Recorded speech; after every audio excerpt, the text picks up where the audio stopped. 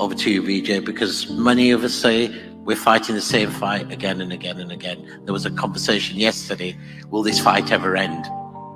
Will this fight ever end? Well, first, Asad, thanks for forcing me to come to Glasgow.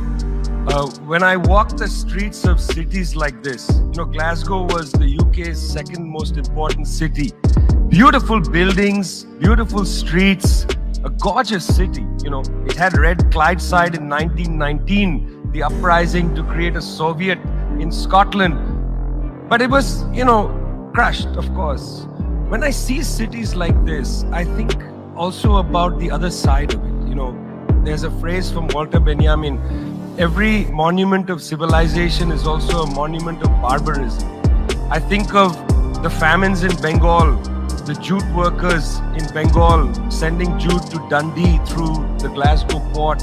I think of human beings from Africa enslaved and brought from Ghana to the New World, and all those prophets getting sucked into cities like London and Glasgow.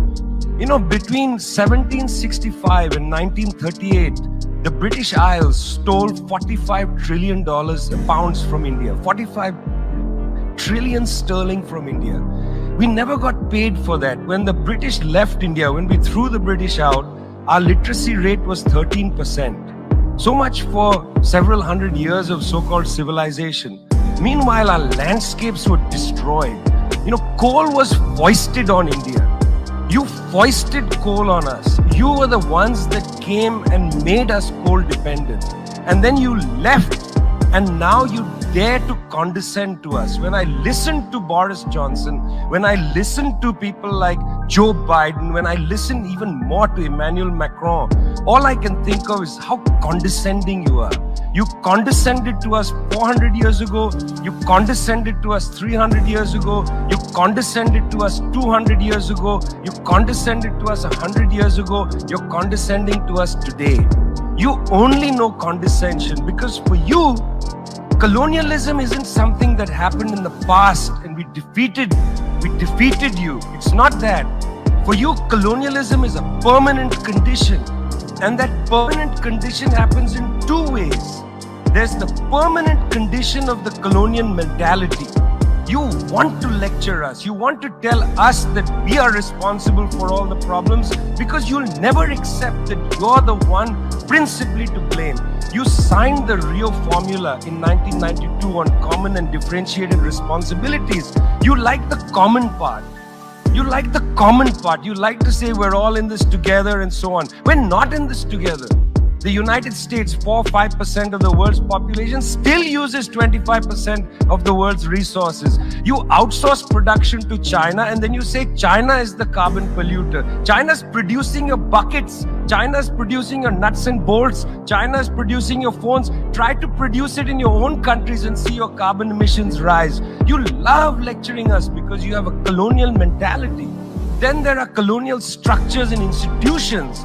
You lend us money, and every time you lend us money, which is our money, every time the International Monetary Fund comes to our societies and they tell us, here's the money we are giving you. No, it's our money. You give us our money back as debt, and then you lecture us about how we should live. It's extraordinary. It's not just a colonial mentality. It's the colonial structures and institutions which reproduce themselves year after year after year. And let me tell you something. The climate justice movement, not clued enough on this. The climate justice movement is a movement that says we're worried about our future. What future?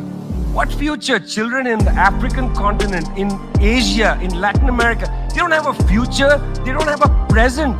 They're not worried about the future. They're worried about their present. Your slogan is, we're worried about the future.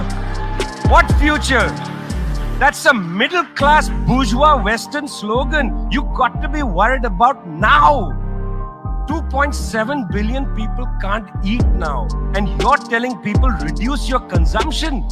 How does this sound to a child who hasn't eaten in days? You gotta clue into this, guys. You gotta clue into this. Otherwise, this movement will have no legs in the third world. No legs.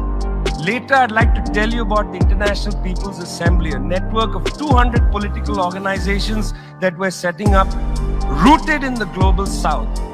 We want to tell you what our issues are, but are you willing to listen?